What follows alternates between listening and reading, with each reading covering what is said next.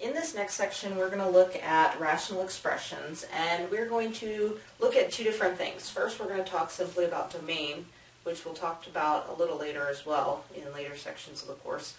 But we're also going to look at basic operations on rational expressions. So again, adding, subtracting, multiplying, and dividing.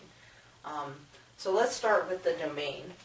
So given a rational expression, the domain is the set of real numbers for which the expression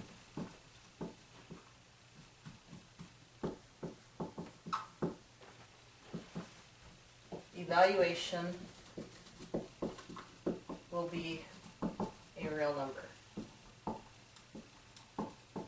Now, again, if you remember back to our first section of this course, or prerequisite course if need be, remember for real numbers, we're looking at anything that's natural, rational, or integers. We are not looking for, real numbers, we're also including irrational numbers, but we're not looking for imaginary solutions. So we want things that will actually give us some rational or irrational number, okay?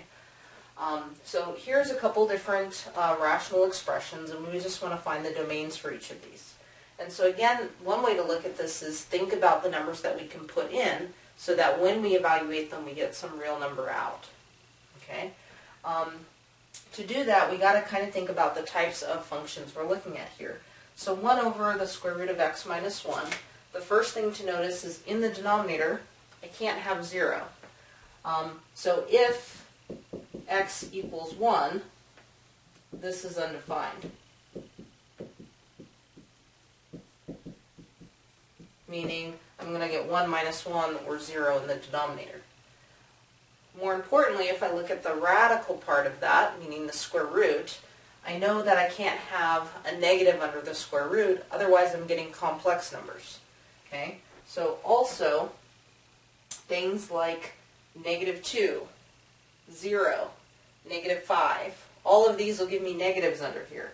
So x cannot be less than 1, because if it's less than 1, I'm going to get something that's negative. And I do mean less than 1, right? If I put in a half, I'm still going to get something negative in there. And that's where you got to be careful on domains. A lot of people forget to think of fractions or decimals that you can use as well. So here, x has to be greater than 1, or else there's a negative in the root. Okay? So if we put that together, this tells me that my domain for this expression is going to be the set of all x such that x is greater than 1. Okay? Not greater than or equal to, because then it's undefined there, but just greater than 1.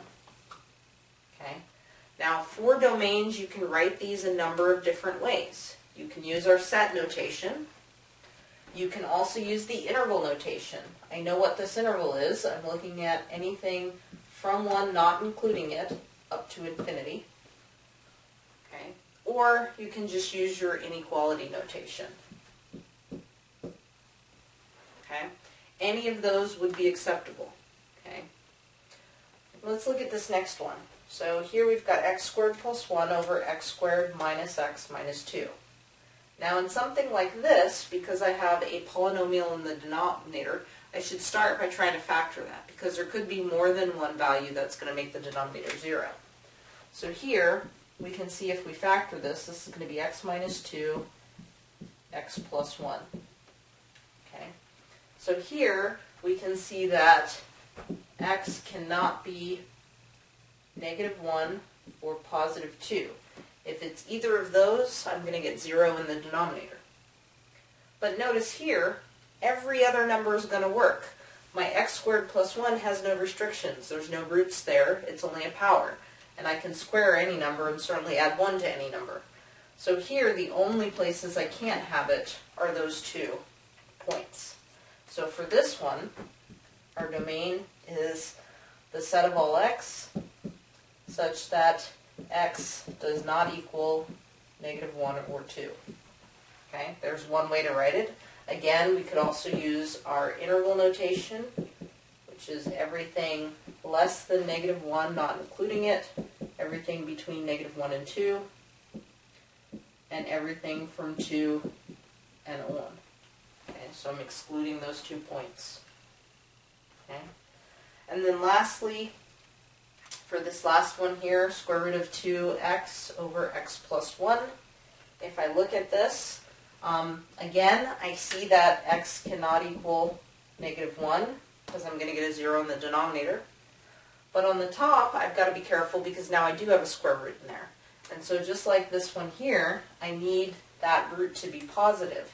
And so notice if x is less than 0, that becomes a problem. Okay, I can have it be greater than 0, so anything greater than 0 will work, so 1, 2, 3, etc., any of my fractions, any decimal, but also I can include 0, because square root of 0 is just 0, and there's no problem with having 0 as an answer. Okay, so here, my domain is everything greater than or equal to 0 that's not equal to -1. But if you think about the intersection of those sets, they don't intersect. So my domain is just the set of all x where x is greater than or equal to 0. Right? -1's not in that set, so that's satisfied as well. Okay? And again, I can write that differently. In this case, I'm going to use that interval notation. It's everything bigger than 0, but also including it, so I can use the bracket to denote that. Now, looking at some of our basic operations, there are a few different types of operations that you're going to be asked to do. If I'm looking at a rational expression, the first thing you could be asked to do is just to simplify that rational expression. And so here's an example of that. Given this rational expression, I've got a polynomial top and bottom, and I want to simplify it. Now, at first look, most people are going to do what seems obvious and just cancel out like terms. Okay? The problem with that is it's really not something that can be canceled. The thing to remember is you can always cancel factors. You cannot cancel terms. Okay? In order to cancel terms, I need to be adding or subtracting. So that's that combining of like terms. Okay? It's not actually canceling them. So when we think cancel, you need to think cancel factors. And in this case, I don't have any factors yet. So the first thing I'm going to need to do is rewrite this expression so that I do have factors. In other words, I need to factor the polynomials. So the top, using whatever method works for you, we can factor this down and see that I'm going to get an x plus 2 and an x plus 4. On the bottom, I'm going to do the same thing. And I can see that, again, whatever method you use, we'll see I'll get an x plus 1, x plus 4. Now, because I have factors, I can cancel like factors. So the x plus 4's will go away, and so my simplified expression is just x plus 2 over x plus 1. Okay. In some cases, you will get expressions that it says to simplify, and the factors don't cancel out. Okay, so if you factor it down and they can't cancel, that's it. That just means your rational expression was already simplified. Okay. The next operations go back to what we did with our real numbers. We had adding and subtracting of fractions and multiplying and dividing of fractions. Now when we switch these over to rational expressions, meaning now that I'm involving variables, multiplication and division tends to be the nicer of the ones rather than addition and subtraction. The properties work the same way. So when I want to multiply or divide rational expressions, I'm going to do the same things we did with fractions. Meaning multiplying, I'm going to go straight across. For division, I need to rewrite it as a multiplication first, and then go straight across. The difference here is, just like in this last example, I need to factor first. So before I can cancel anything, or simplify down, I need to be able to put it in terms of factors. Okay? So here, I'm going to start out the same way. I'm going to take each of my expressions, I'm going to rewrite them in terms of their factors, but I'm also going to rewrite the problem in terms of multiplication. Okay? So here if I'm looking, x plus 3 is not going to factor. That's already in its factored form. 4x squared minus 9, that's our difference of squares. So we'll get a 2x plus 3 and 2x minus 3. I'm going to change this to a multiplication, which means I'm going to flip that second fraction. So the 2x squared plus 7x minus 15, I'm going to factor that down. So 10 and 3, so it's going to be an x plus 10 minus 3. And then for the second one, the x squared plus 7x plus 12, that's going to go to the bottom.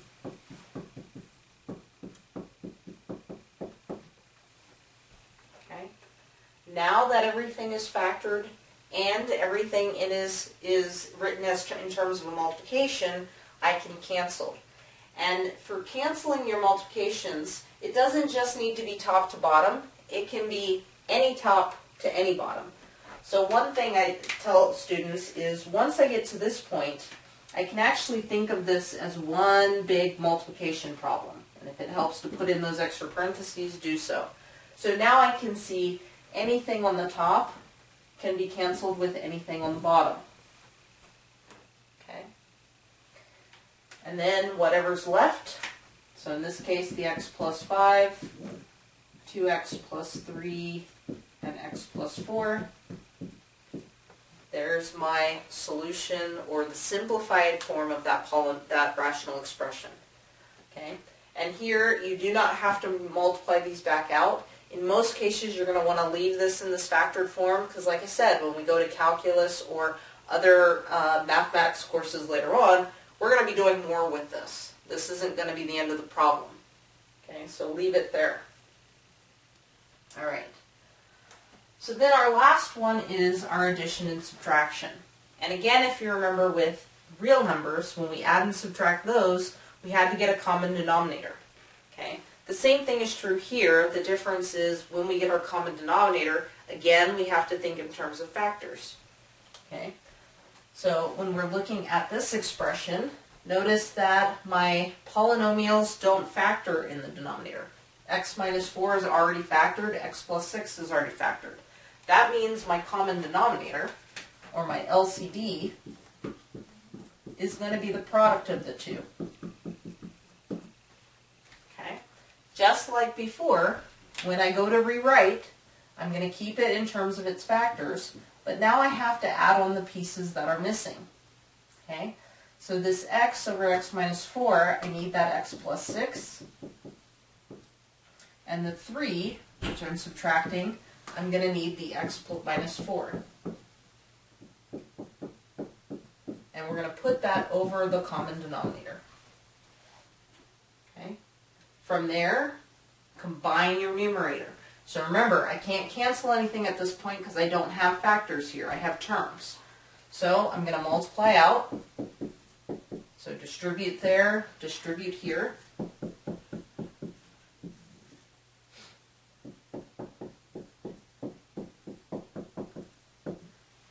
Not quite done, so I still have some terms. So I'm going to combine those terms.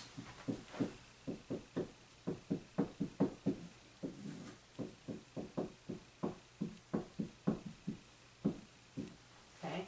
And at that point, if you can factor more, factor and see if you can cancel.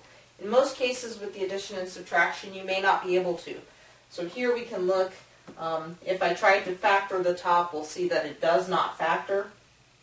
Okay, and so there's nothing more I can cancel. There's my solution. Okay, so again, the idea for the addition and subtraction, get your LCD. Once you have that LCD, then go about combining the two terms.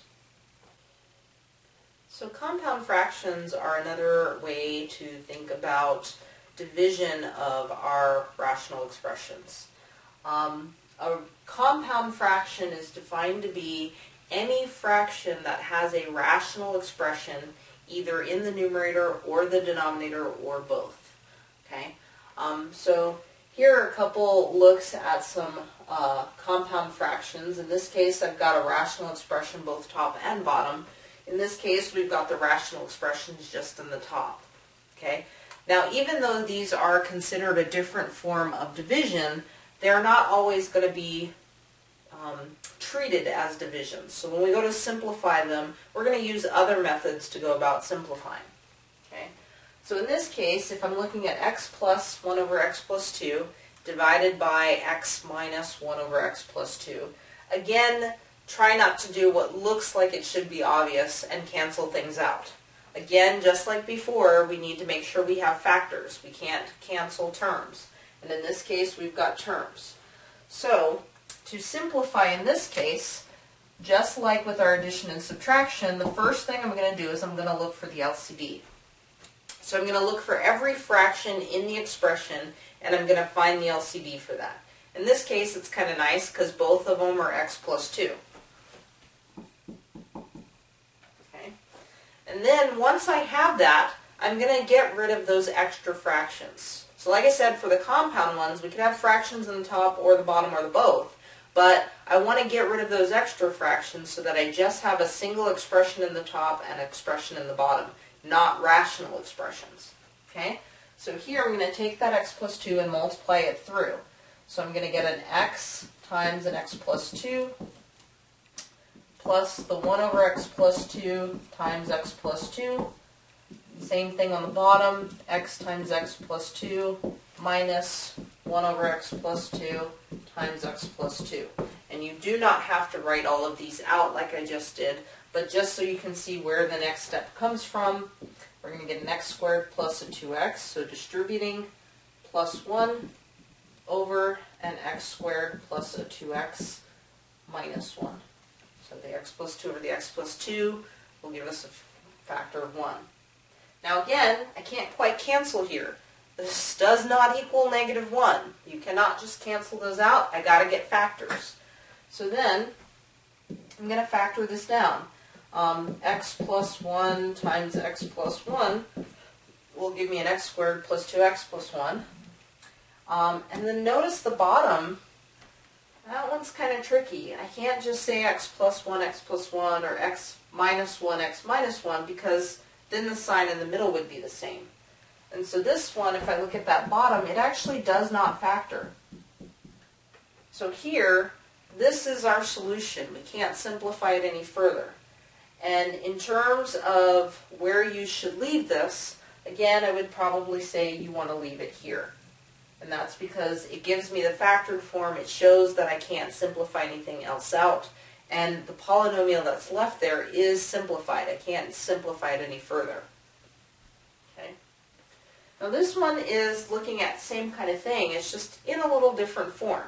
It is still a compound fraction because I have fractions in the numerator. But I want to simplify this, meaning I don't want to have it so there's fractions top and bottom. I want to be able to simplify it down so there's a single polynomial or expression in the top and a simple expression in the bottom. Okay. Now for this one, it's a little different because I can't quite use the LCD. I mean, I can, but I'm going to have to use a little bit more than that. Okay. And so here, if I look at my LCD, my fractions, there's two of them. So I have a square root of x, but I also have a square root of x plus h. And again, both of those are already in their simplified form, so my LCD is going to be the product of the two. Okay? So now to simplify this, I'm going to, again, multiply by that LCD. So we'll get a square root of x plus h times 1 over that square root of x plus h minus square root x plus h times 1 over the square root of x all over square root of x plus h times h. So multiplying the top and bottom by that LCD. And again, when I go to simplify, notice some things cancel. So to help see that, the square roots of x plus h's will cancel in that first term. The square roots of x's will cancel in the second term. And we're left with square root of x minus square root of x plus h all over root x plus h times h. I'll put that in parentheses. Okay. And again, as far as simplifying, there's not much more I can do with that at this point. Okay. In terms of the compound fraction, that's simplified. And it's simplified because I no longer have a fraction top and bottom. Okay. Now, again, for calculus, there's going to be some things you want to go a little bit further with. In terms of our class for the pre-calc, this is all we're looking for, okay, in terms of simplification. This type of problem brings me to the next thing we're going to look at, which is rationalizing denominators of rational expressions. Okay? In some cases, you're going to be asked to rationalize the numerator. Most people in your algebra or your prerequisite courses, you did a lot with rationalizing denominators, but not so much with rationalizing numerators. So I want to look at both of them just to kind of get you back on track and show you where we're going with this. Okay? In this first case, this is an example of what you've probably remember from prior classes. Given some real numbers, you want to simplify the expression because there's a root in the denominator. So to get that root out, we rationalize the denominator. Okay? And so if you remember here, we use this thing called the conjugate to do this. Okay? So in this case, looking at this expression in the denominator here, our conjugate, this term here, would be 1 minus the square root of 2. So we are going to take 1 over 1 plus root 2. We're going to multiply top and bottom by that conjugate.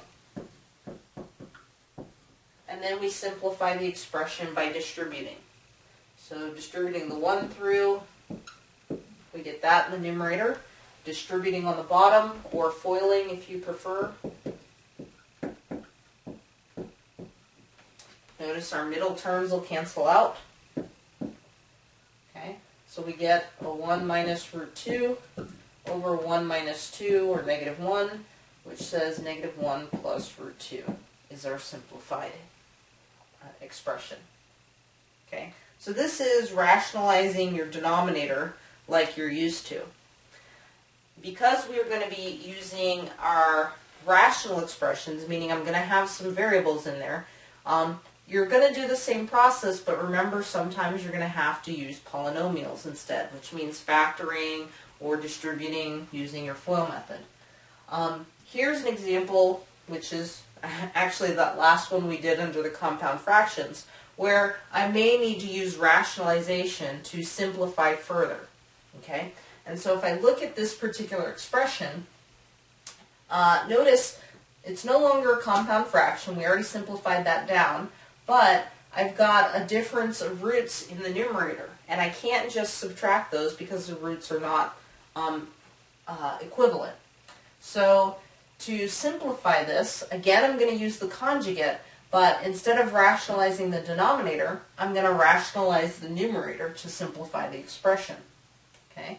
So again here, if I look at my terms, my conjugate in this case is going to be root x plus h. Okay, so to rewrite, we'll have square root of x minus square root of x plus h. We're going to multiply that by its conjugate.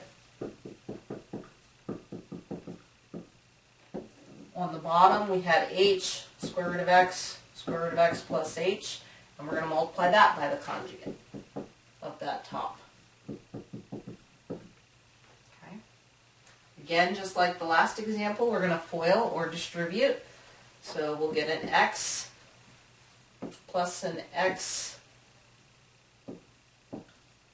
plus h minus a root x plus h minus x plus h.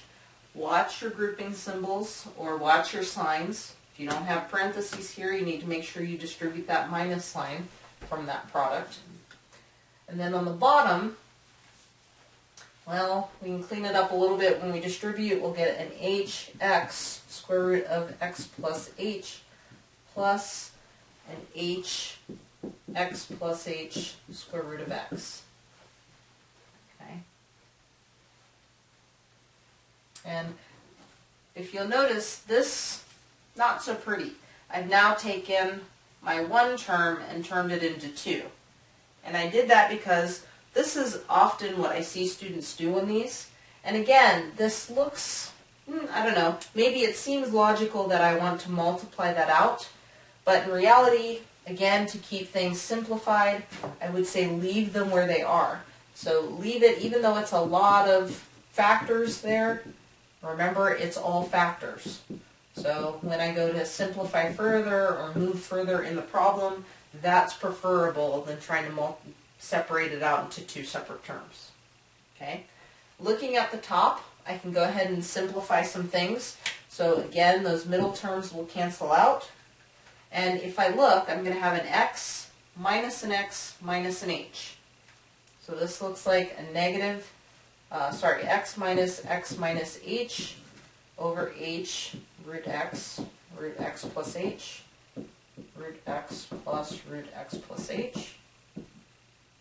But the top, that's nice too because those x's cancel out. And I'm left with a negative h over h times all of that. But again, I'm looking at factors, so those h's will cancel out. And I'm just going to be left with 1 square root of x plus h, root x plus root x plus h. Okay.